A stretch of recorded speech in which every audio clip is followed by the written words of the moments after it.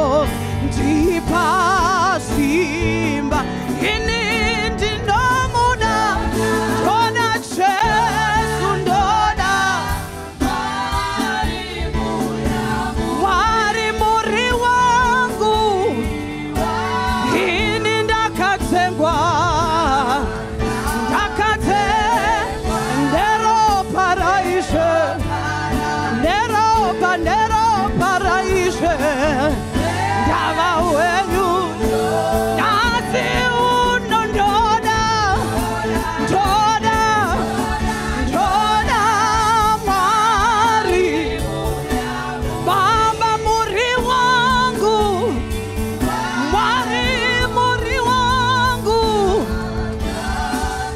nero paraishe ndakatengwa ini ndava wenyu Jesu ndomuda ndokuda Jesu ndoda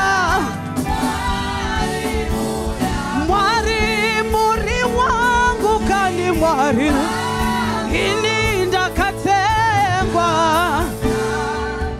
nero paraishe ndasi ndava wenyu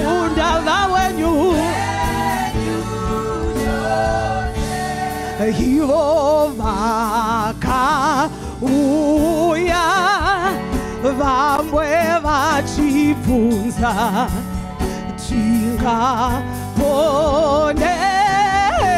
tingaponere hongu ndino damuponisiwe nesu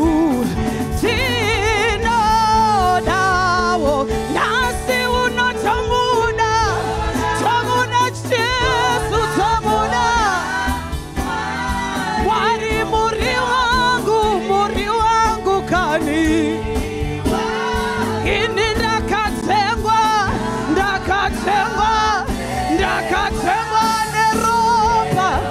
neropa raishe ndava wenyu mawoko kuna Jesu ini ndamuda tokudai Jesu atinokudai Mwari muri muya muri wedu takatengwa neropa renyu nasi tiri pano kutenda imichezo muri wedu chose nasi tomuda toda Jesu toda Mwari timimu ya muri wedu kani takatengwa kani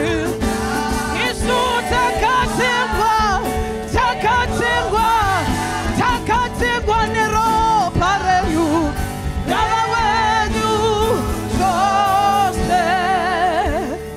There's a verse that I love that say mundo siva kusasimba kwangu Mwari ndotya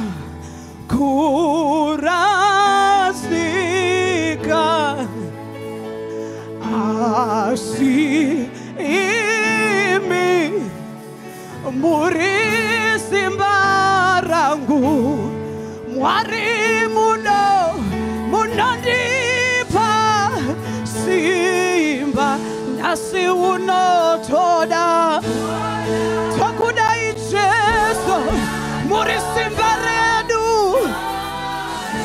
muya muri wedu ntimi muya muri wa hini ndakatengwa kani neropa raishe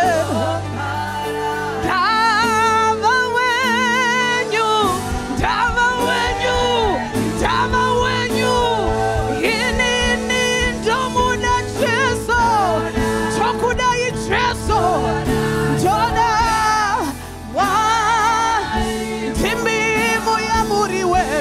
ndimi muya muri wedu Yesu takatengwa kani takatengwa neropa raishe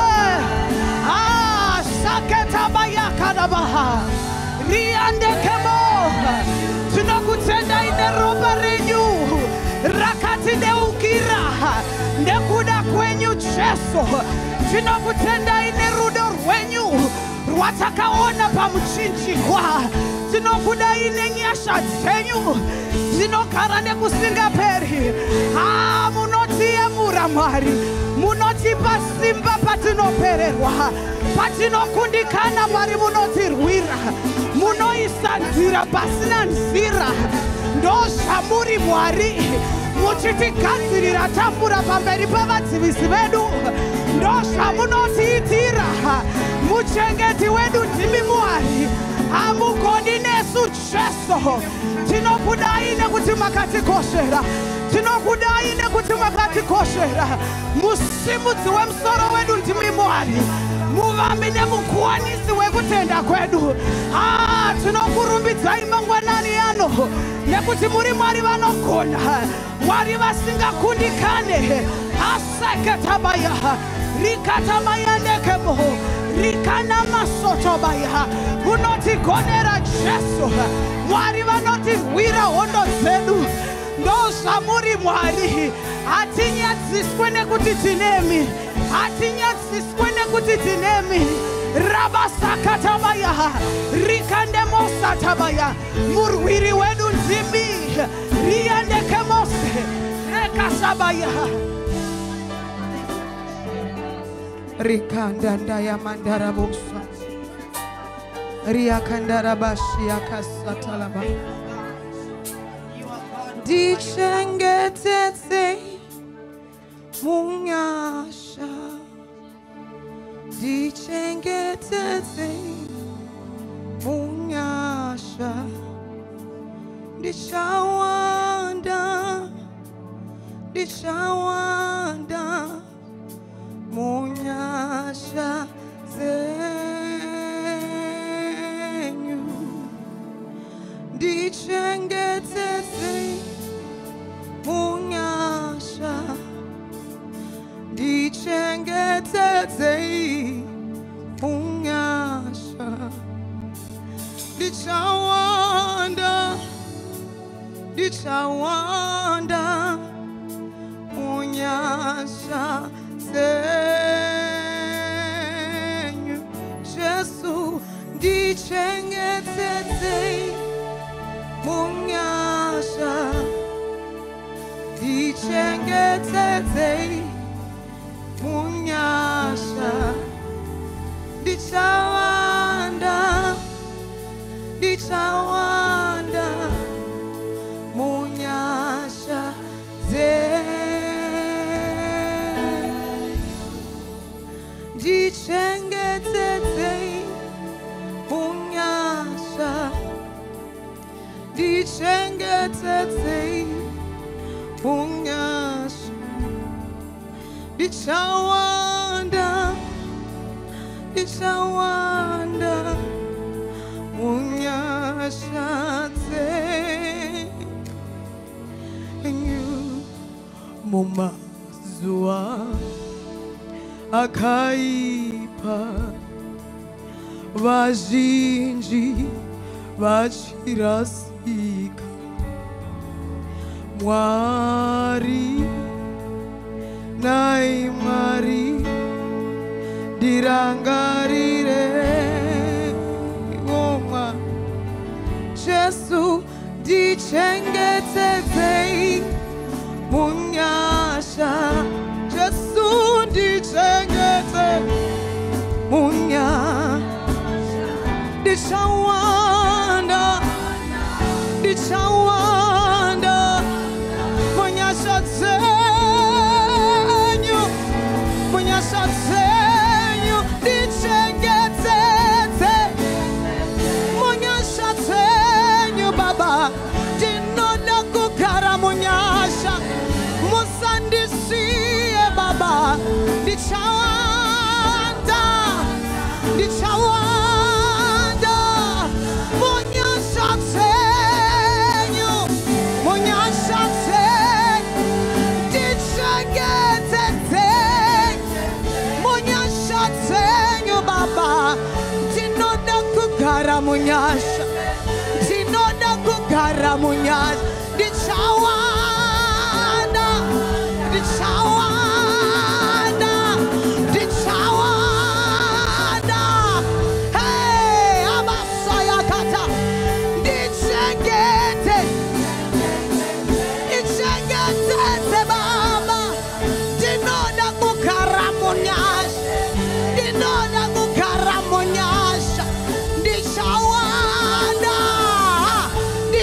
wanda munyasate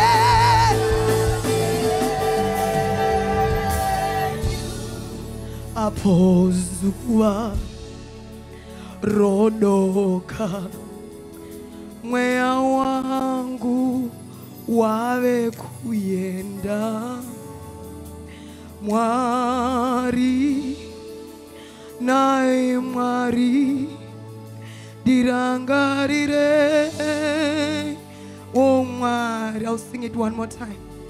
Apozua rodoka mweya wangu wamekuyenda Mwari Mwari dirangarirei dirangarirei dirangarirei Baba dirangarirei Jesu dirangarirei muchene muchene sukai moyo muchene shambai moyo muchene sukai moyo Jesu sukai moyo moyo ngauchene pamberi penyu moyo ngauchene pamberi penyu shoko renyu Mwari ngandirinzwe shoko renyu ngarindichinje ndichengetedzei ndichengetedzei ndichengetedzei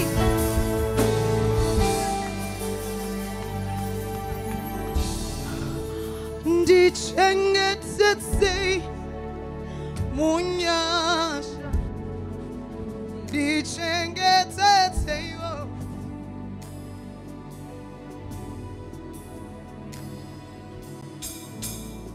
ngatinamate Baba muzita nemuropa raJesu Kristu tenzeni amen. Muchene makanaka muchene makatendeseka toda kutendai nezuva ranhasi ramatipa wamasimba ose. Toda kutendai Baba pane mumwe nemumwe apinda muno netsoka dzake. Tinacho Baba chatauya kuti tinzwe imimi muchitaura. Chivurai nzeve dzedu dzemukati dzakadzika-dzika. Baba shoko renyu rigouya semunondo. Shoko renyu rigotidzidzisa wamasimba ose.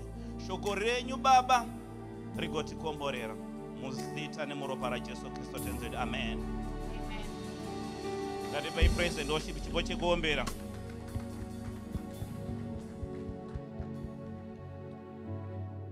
Warikufara amen. Warikufara amen. Imbomhoresa munhu ari pasaiti newe. Imbomhoresa ari pasaiti newe. Amen. Amen. Thank you, Jesus. Thank you, Jesus. Tata ari pasaiti hatina kuti ambukirai kuenda kuseri. Instruction yakakosha chaizvo mumba maMwari. Amen. Good. Baba bafana mabva mamhoresana kumba. Hamungacharambe muchimhoresana muno. Amen. Regai nditende Mwari tisati taenda kure. Tisati taenda kupi. Regai ndimhorese mufundisi namai. Mai in absentia. Ngativatambirei tese chiti mauya. Regai ndimhorese wafundisi wese vari pakati pedu. Ngatiwapei chipo chekuombera.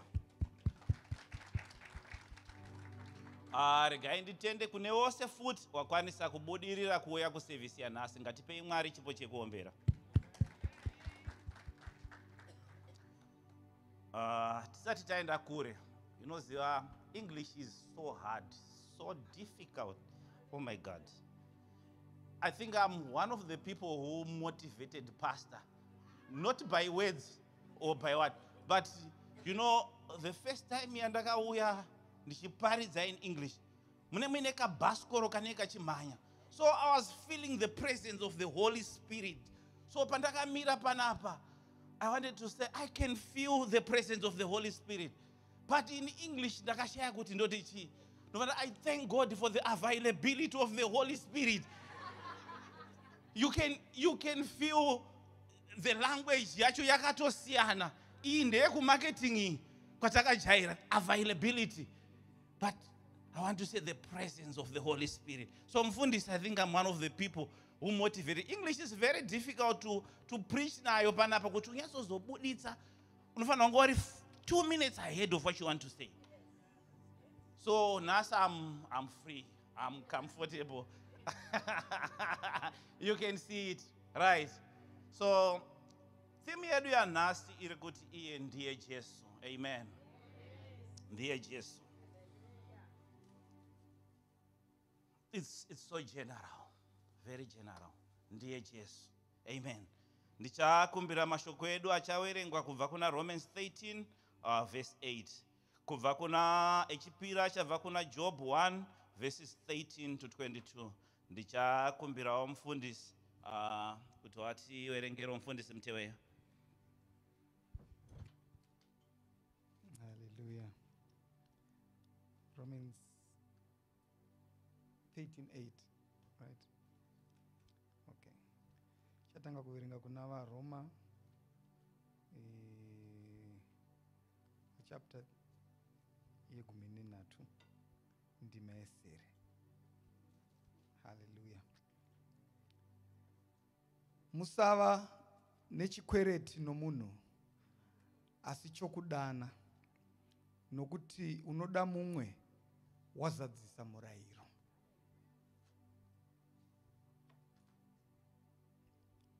Toenda kuna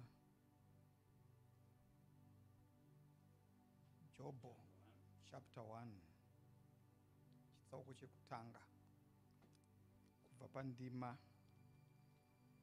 ye13 kusvika pa22. Zvino rimwe zuva vanakomana vake navanasikana vake vakati vachidya nokunwa waini pamba yomukuru wavo, nhume ikasvika kuna Jobho ikati, mombe dzakanga dzichirima nembongoro dzichichera kurutivi rwadzo. VaSebhia vakadziwira ndokudzitora, navafudziwo vakavauraya neminondo inopinza. Ini ndoga ndakapukunyuka ndauya kuzokuudzai. Iye akati achitaura, mumwe akasvikawo akati, moto waMwari wakabva kudenga ukapisa makwai navafudzi ukavapedza. Ini ndoga ndapukunyuka ndauya kuzokuudzai. Iye akati achitaura, mumwe akasvikawo akati, vaKaradheya vakaita mapoka 3, vakawira makamera vakamatora, navafudziwo vakavauraya neminondo inopinza. Ini ndoga ndapukunyuka ndauya kuzokuudzai. Iye akati achitaura, mumwe akasvikawo akati, vanakomana venyu navanasikana venyu vakanga vachidya nokunwa waini mumba momukuru wavo. Dutu guru ndokubva kurutivi rwerenje, ndokurova pamusoro pavana vakafa. Ini ndoga ndapukunyuka ndauya kuzokuudzai. Ipapo Jobho akasimuka, akabvarura nguo yake, akaveura vhudzi rake, akazviwisira pasi, akanamata. Akati, ndakabuda mumimba mamai vangu ndiri musvi, ndichadzokerapo ndiri musvi. Jehovha wakapa, Jehovha wakatora, zita raJehovha ngarikudzwe. Pazvinhu izvi zvose Jobho haana kutadza, haana kuti Mwari akaita noupenzi. Amen. Regai titende mufundisi nekuverenga kwakanaka. Ndichada kuita correction. I think I wanted to write Hebrews 13 verse 8. Inoti Jesu ndiye zuro nanhasi nekusingaperi. Amen. So you can rub the Romans and write Hebrews 13 verse 8. Jesu ndiye zuro nanhasi nekusingaperi. Amen. mashoko aMwari tanzwa achitaura. Hebrews oti Jesu ndiye zuro nanhasi nekusingaperi. Amen. Nyaya yekwaJobhu tese tinoiziva, hakuna asingazivi nyaya yaJobhu, the whole chapter kusvika kwekutanga kunosvika kwekupedzisira. Amen. Ndobva tasumudza musoro wekuti ndiye Jesu. Amen. Jobhu akatarisa pazvose, tanzwa verse 22 ichiti pazvose Jobhu haana kutadzira Mwari. Amen. Vanodaro Eudhama Chakaire vakagara, vanobata foni yavo vofonera mufundisi. Mufundisi, manyai kuno, svikai kuno, kuno kuMwari atiitira zvakanaka. Svikai kuno chechi yaMwari, tisvike panguva yatinorumbidza, tisvike panguva yatinotamba, tatenga mudziyo mutsva, tatenga mota. Haleluya. Chechi youngana yoona kunaka kwemota, yoimba ndokunaka, ndokunaka, ndokunaka. Haleluya. Vanodaro baba Machakaire vachifamba muyadhi mavo, ndokugona kwaMwari, ndokuita kwaMwari. Ruoko rwaMwari rwuri pamusoro pangu. Vanoti svikai kuno mufundisi, tiite munamato, ngatiropafadze chipo ichi, ngatitende Mwari nekuda kwechipo ichi, ngatitende Mwari nokuti ari kundiitira, minamato yangu iri kupindurwa. 9 months down the line, Wamachakaire vachifamba vari murodhi muna 75, ndopa vanonoti dhuma dhuma negonyeti. Lucky enough, Wamachakaire vanopona, vanochengetedzwa naMwari, wopinda muhospital, wopinda muICU, chechi yaMwari youngana ichinamata. Hallelujah. Vanopona Wamachakaire vodzoka, wotanga kutuka Mwari, wotanga kushora Mwari. Ndakazviziva kuti haana kwaanotisvitsa Mwari uyu. Ndakazviziva kuti Mwari uyu haashandi, dai ndakanga ndisina kupedza nguva yangu ndichimunamata. Nedzimweni nguva Wamachakaire vanosvika panguva yekubuda chechi kuti who is this God? I don't want anything to do with this God. This God is useless.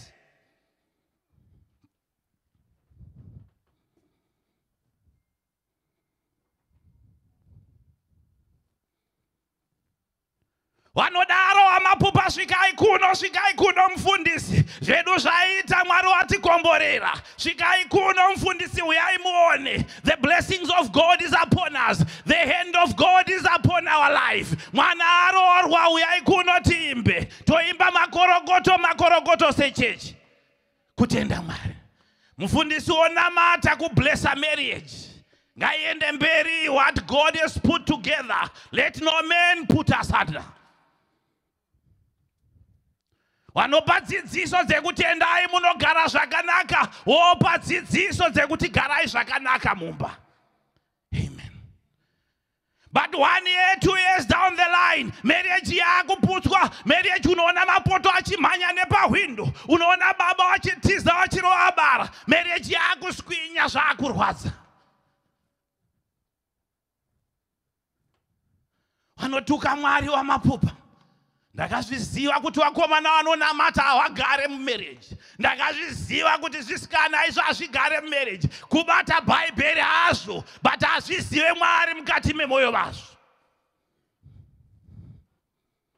Ndiye Jesu.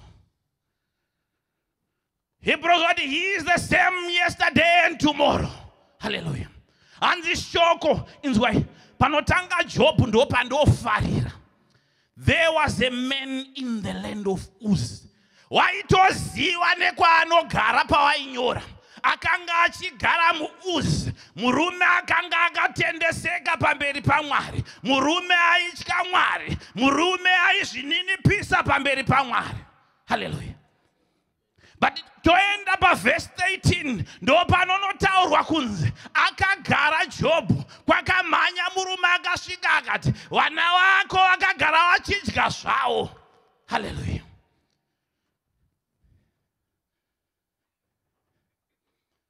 Kune maKristu anoda kudya akagara zvawo. Kune maKristu akanzwa the gospel of prosperity. Kune maKristu akanzwa rimwe gospel rimwe wakasiya. Wakangonzwa kuti this is your season, but hawana kunzwa kuti there is a season of everything. There is a season of crying. There is a season of happiness. There is a season of sowing.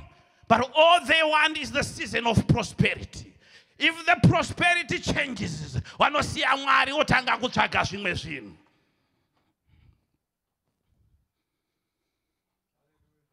Hanzi shoko rinosvika kuna Jobho. Jobho ndokurinzwa. Achinzwa iwe wakamboitambira foni iyoyo. Mai vari kurwara kuZimbabwe. Hazvina kumira mushe. Hatitorina nemari, hatizive zvekuita. Usati wapedza, usati watoikata, ndopaunoona muzukuru wekubulawayo achifonawo. Mai uyagula. Amino ndochindevele chashori muzukuru. Uyagula kakulu.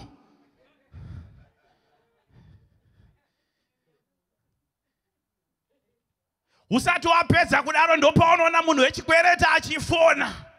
Koma ngamadi mfundisi paya paya. Such is the situation yakanga ina Job. From all angles, everything began to crumble. But the word of God said, in everything, Job ahana kutadzira Mwari. In everything, Job akaramba akamira pana Mwari.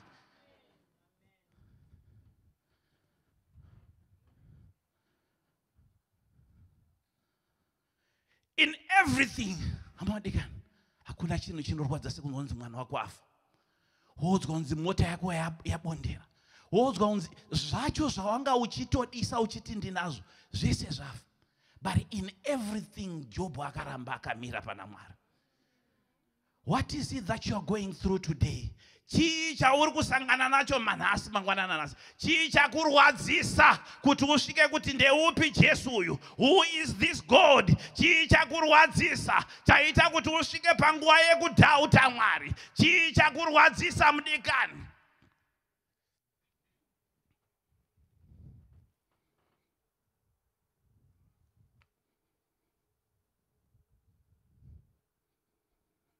Second Samuel 12, verses 15 to 23.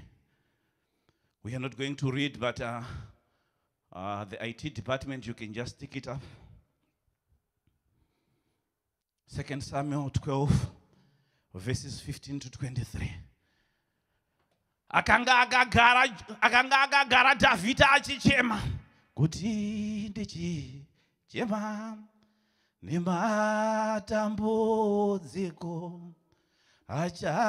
Achapera ndichafara baba gara ineni. Hanzi Davhidha akanga akagara, mwana wake akanga achirwara, ndokuita zvese zvaanogona. Ndokurapisa mwana, ndokufasta, ndokusvika panguva yekupfeka nyangwe nemasaga, ndokumhanya kuenda pamberi paMwari achinamata. But inosvika nguva yekunzi mwana waDhavhidha akazorora. Amen. Mwana waDhavhidha akafa, washandi maservants akanga aripo ndokutotya kumutaurira. Tingamuudza sei nebehavior yaakanga achiita panorwara mwana. Hallelujah. Ndokuzevezerana wega.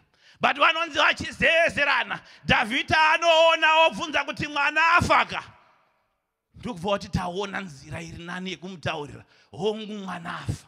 Hallelujah. But Davhidha anonzi anoita chinhu chinoshamisa mushure mekunge mwana afa. Hanzi anotora hembe dzake ndokuenda kundogeza. Ndokutora bhutsu dzakanaka ndokupfeka. Ndokudedza maservant ake ndokuti chigadzira inonzi sapatina. Nyamba ndopo vanonozvibvunza wega muchikona. Dzichiri normal here. Zvichiri zvega. Asi ndiye achekeresa. Mwana paanga achirwara anga asingatyi. Mwana paanga achirwara aipfeka masaga. Kosutu yayei sutu nguva inoimba nguva yekuchema. Hallelujah. But David anoti ndakasumudza ndokutanga ndakasumuka ndokutanga kurumbidza. Nyamba ndakaziva kuti Mwari ndiye anopa, Mwari ndiye anotora. Saka pane ino nguva yekufirwa nemwana, regai ndirumbidze Mwari nekutenda nenguva yatakanga tiinaye. Wazhinji wakasvika pakufirwa, wakasvika pakuramba Mwari. Wazhinji wakasvika panguva yekurwarirwa wakasiya Mwari. Wazhinji wakasvika panguva dzekudzimbikana, wakasvika pakukweshena kuti who is this God? But nhasi ndauya neshoko rekukuudza kuti he is the same yesterday and tomorrow. He never changes. Whatever the situation that you are going through, he is the same God.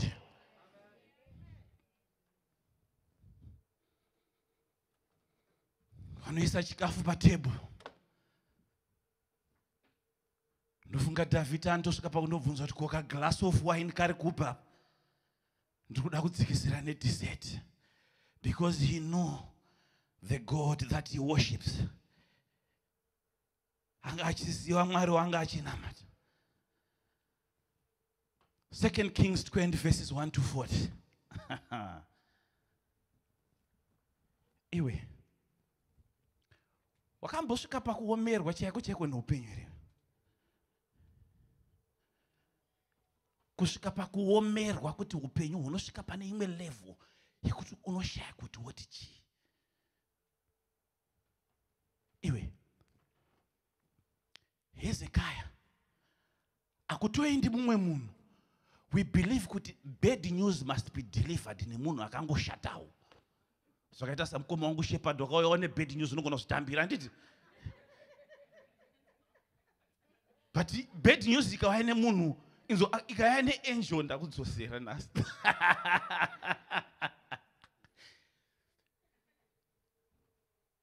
Mutumwa waMwari ndiye akatoenda neshoko.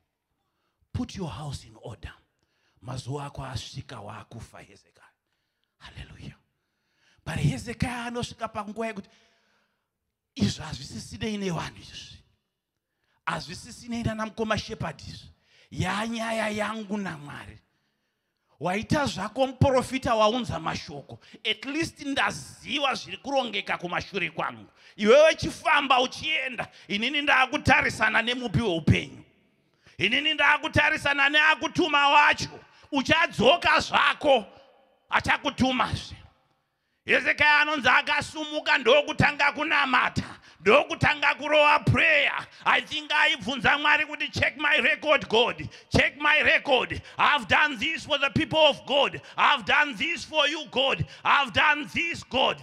Check my record. Check my record. Mutumwa waMwari asati aenda kupi nekupi. Iwe kune vanhu vanonakirwa nekudeliver bad news. Munhu anenge akakutarisa kumeso achanyatsoona kuti reaction yake ichabuda sei. KuZimbabwe so munhu atumwa nalandlord. Blazima ane 2 months musingabhadhari rendeka. Saka landlord ari kuti chibva matobuda ende ndoda kutosiya madi, ndoda kusiya mabuda. Anenge achisekerera. As if ari kutaura zvinhu zvinhu. Saka manyai zviite sei? Zviite tisiye matobva panapa. I wonder what the man of God felt when he was going back again. Baba ndatombokuudza kuti iwe pako papera. But ndini ndakuya kunokuudza kuti iwe Mwari wanzwa munamato wako. Mangwanana nhasi kune umwe munhu andinoda kuti anamate munamato kuti Mwari anzwe. Mangwanana nhasi kune munhu andiri kuda kuti unamate. I don't care the situation. I don't care what you are going through. There is a God who never changes. There is a God who is the same yesterday and tomorrow. He never changes. Hallelujah. Ndopa anodzokera pamberi pemunhu kuna Hezekiah. Hezekiah munamato wako wanzwika. Rega ndikutaurira hama wadikani.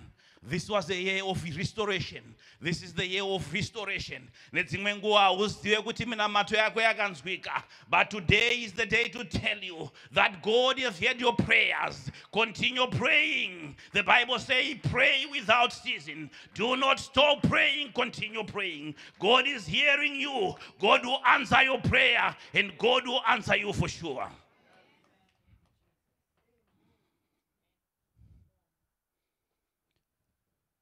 Baba, ndakambosvika panguva yekuti tiri kuZimbabwe. I was a manager at National Foods. So the person akauya, she was coming from OK, and she was a senior there. So she came ndobva aiswa enda ndiri pahead office. I managed the branch ndagari pahead office. Ndobva nanzi trainer this girl, she's very good. She's supposed to go to the branch in Masvingo. Oh, well, fine. Ndorwadzirwe ine munhu ari kuenda kuMasvingo. So I trained here through the SOPs and everything. Whatever zvinoiswa mukamana, I trained here. The system and everything. But, so ndakanzi 3 months uinaye. So ndaipota ndichiita periodical reviews ndichitumira kuHR. No, munhu wedu aibva. So the director was like, uyu munhu uyu, she's gold. Fine. So one day she came musikana uya zvikanzi, iwewe mangwana ndomukanda boss wako uchazviona. Then we said, oh, okay. So we thought kuti mashoko. Then boys rari mu office said, iwe, this girl keeps repeating kuti ndichamukanda boss wako one day uchazviona iwe. Then one day kuma 5:05 ndakuda kutonokawo ndakuda kuenda. The director calls me ku office. Canisius, you are one of the senior managers. What do you think if we divide Harare into 2? Then the other Harare goes to Peter Bukuta. The other Harare goes to Esther. And I said, She can say, yes. So from tomorrow, the emails will come. You will be reporting to Esther. Jesus Christ.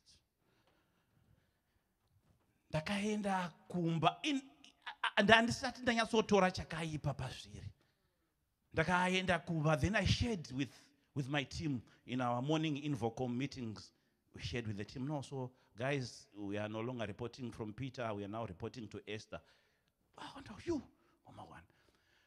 Esther akati achipaka mota yake makuseni paaisoipaka.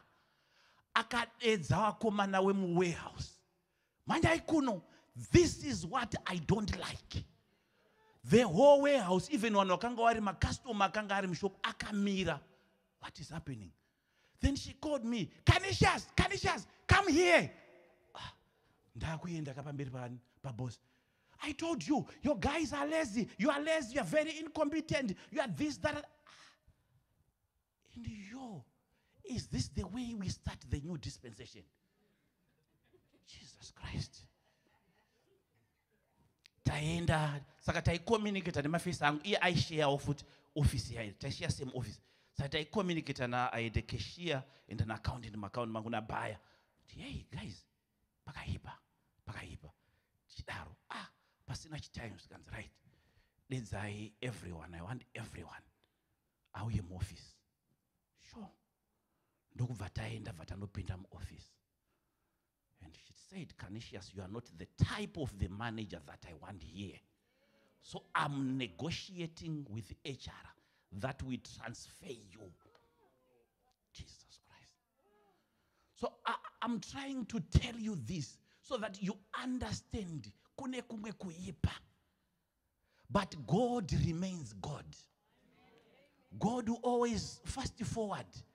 Zvese zvaitika zvaita sei ndaramba kuenda kwaida kundiendesa. Then Esther ndokubva ahecha newakomana plan newakomana weku IT and wakomana weku accounts. So system here yaikwanisa kuaccessible newakomana weku accounts. So they played with the numbers in the system. Ndokubva atumira audit, not internal. Kwakauya forensic. Ndobva zanzi tikukumbira uende kumba. Timboite audit branch rako. That time she was 2 months pregnant. Auna plan yekuti uchaita say, you know kuZimbabwe, you live from hand to mouth. But we never stopped praying God. Ndiri kumba 2 days, ndokubva ndafonerwa neaudit. Zikanzi, come here. The results were so bad. So bad. But they knew there was nothing. No, I say, sign here and go home. I went home. As we were home, we continued to pray. Praying and praying and praying. After 1 year, Esther called me. Results had gone bad. The board, the INSCO board, was complaining. There was a guy called Canisius. This branch used to post my profits. What is happening? Esther was fired and was brought back. Why? Because there was a God that we continued to pray. There was a God who andisina kusiya. Ndakapinda panguwa yekuomerwa. Imagine, enonozo watu ku Zimbabwe. Kana uine company car, kashoma kuti ufunge kutenga yako. The company car is taken. Mangwana ndakutopinda mtauni ndichidai. Mkombi. Ko manager maita say unosangana ne customer. Manager maita say unombotanga uchawanza. Kuti hey. Lucky enough yenga at time ye COVID yaenda ingopfika mask ndo. Hauchaoneki face wangwesa mask. Such is the kind of God that we worship. Ndiye Jesu andao yakuno kutaurira kuti try this God today. He will never fail you. Try this God today. He will never let you down. Such is the God that I believe. Such is the God that Hezekiah called unto. And they answered him. They answered. Hezekiah ndo paanowedzerwa makore. 15 more years to live. Imi. Ndaindirini ndapiwa makore wao. Ndaifira mchechi. Ndaifira mchechi. Exodus 3 verse 14. Who is this God? Who is this God? Moses anobvunza. Mwari, iyi yamakundituma iyi yakaoma. Munowaziva kuoma moyo kwevana wenyu. Ava ndo maIsraelites akanga azvarwa wari kuIjipita. Ndo akanga wateera Joseph. But Joseph anonosvika pakunofa ndokuuya mambo asingazivi zvakamboitwa. Hallelujah. Ndokuuya mambo ane uipi ndokuti zvese zvamakaitirana zvamaitirana inini handinei nazvo. Hallelujah. Ndokukura wari muslavery. But waingonzwa nezvekunaka kwaMwari. Hama wadikani wakambounzwawo here nezvekunaka kwaMwari. Wakambotaurirwawo here nedzinza rako zvekunaka kwaMwari. Wakambokuudzawo here kuti who is this God? Moses anobvunza ndonoaudza kuti ndiani? Zvikanzi chienda unoataurire. Ndiye Mwari waJakobho. Ndiye Mwari waIshmael. Ndiye Mwari waElijah. This is the God ane history. Ndi Mwari ane nhoroondo. Ndauya kunokuudza kuti Mwari wako ane nhoroondo. He will never leave you today. He will never forsake you today. Your God is a God of history. He has a history with you. Mune kwamakabva, mune kwamuri kuenda. Ijipita is not your resting place. Ijipita is not your resting place. God is taking you somewhere today.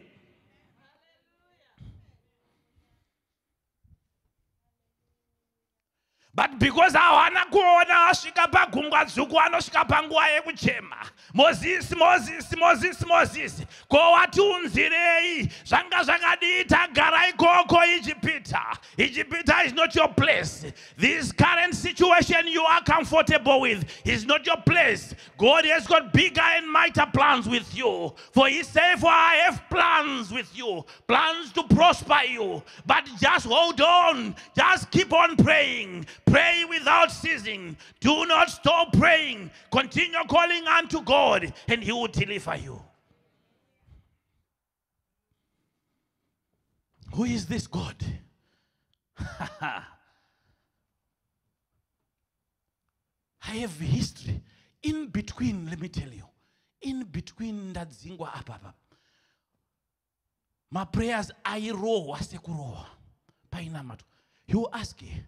One day ndakaenda ndapinda mkombi mangu, like I told you. Pinda mkombi mangu ndaenda kutown. Ndengogara one data, unengo inaro data ka. Nyepera ongo dada uchitumira zvima email. I never send any email or what. Ndire mkombi ko yakapinda. The number that I don't know. Canisius, how are you? I said, I'm fine, sir. Do you mind if we can have an interview with you today? Interview? Katuhamba njani? Interview, yay! Because we know you are a former manager at National Foods. We've been following you. We know your results. Huh. Who are you? Kinds of Milestone and Great Men. It's a big Chinese company in it as a stationery. If you check, it's one of the biggest in the world. Oh, in his stationery and this is the taenda kuya. Ndakati imi ndakapfeka shoti, ndakarowa mapushi. We just want to see you and have a discussion with you. Oh, tasvika paipai. Chinese guys. Good. Tell us about your profile. It's a profile. So. No, we know all about that. But what we want is, for the past 2 years, we've been failing to break into OK in National Foods, NRG. Can you do that for us? I know the big guys at OK. Today or tomorrow, just give me 2 weeks. If that's your issue, I can solve that. No, yes, we know you can do that. So let's sign here. No, I want to go home and consult my wife. No, Canisius. Sign here. $1,000 salary. A car is waiting for you outside. Ndaka shika pamba, shashairi pamba. Ndichito driver, mota yakanzi M&G. Shasha ndokuvunza, imota yani. Ndakati, ndiye kubasa kwangu.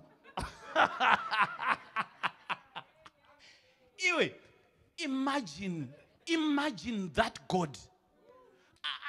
I had no plan. I want to tell you, I had no plan. I had not applied for that, but I went home with that car. That kind of God is the God that I'm telling you about. That kind of God. And I want to tell you, this God is good. This God is good. Ndiye Jesu andao yakunokuparidzira kuti mukati mematambudziko, mukati mekufara, mukati mekutukwa, mukati mekushorwa, He's the same God. He is the God who never changes. Hafa akatisiya tiri tega. Kunosvika pakupedzisa.